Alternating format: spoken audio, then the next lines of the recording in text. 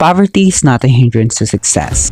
Statements like this has become so common, and more often than not, while they sound inspirational for some, such code fails at conveying what it really means to its target audience.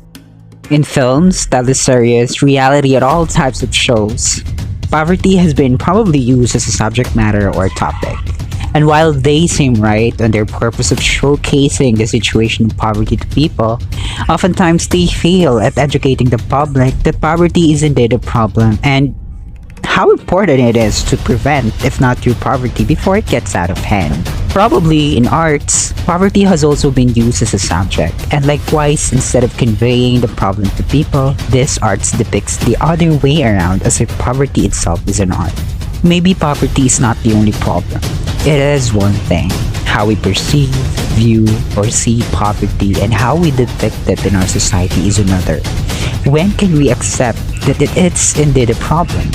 And why can't we stop glorifying it? To see extreme poverty, but I think there's beauty in everything.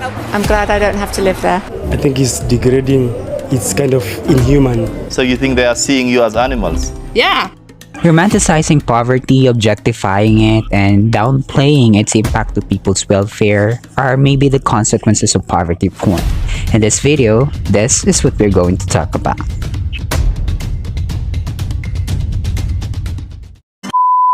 The term poverty porn is any type of media, written, photograph, or film that exploits or fetishizes poverty to garner sympathy or support for a cause.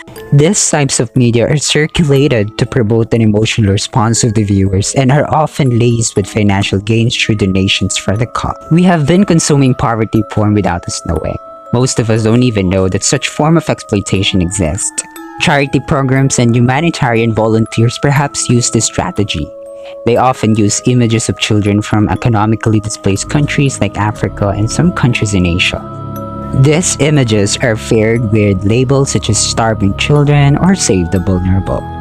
Content creators feature homeless people, beggars, or generally poor people in their video. They film the scene while they are giving small amount of money, and it is proven effective because it emotionally touches the audience, not knowing that these creators gain more profit than what they lose in filming the video.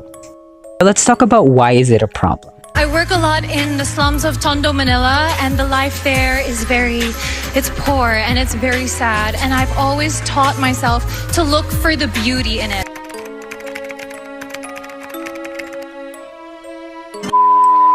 While we appreciate the intention of little help behind the act regardless of its authenticity, poverty porn is still a problem because first, it misrepresents poverty and the poor. These representations do not necessarily explain the root cause of poverty and its dynamics. They don't explain the levels of poverty since it happens on different economic levels. They don't educate its impact to people but instead romanticize it, giving the people an idea that there's nothing wrong about being poor, when in reality being poor is depressing, physically and emotionally damaging. Second, because poverty porn doesn't change the system, it only triggers short-term aid. While poverty porn may be effective in raising funds, it disregards the dignity, ability, and potential of a person to rise on their feet and make a future for themselves. It focuses on the symptoms of poverty instead of a deeper understanding of this issue of poverty and the necessary structural changes that must occur to effectively address it. And finally, because it is exploitative in nature. We all know why poverty is often used as a subject, because it is marketable. Poor people are being used by content creators more often than not for profit, without any intention of educating the public of the real problem. So where do we go from here? Maybe it's high time that we consider poverty as a serious problem, a disease, a defect, and not a subject to glorify. Maybe if we consider poverty as a prison, only then we can find our way out of it.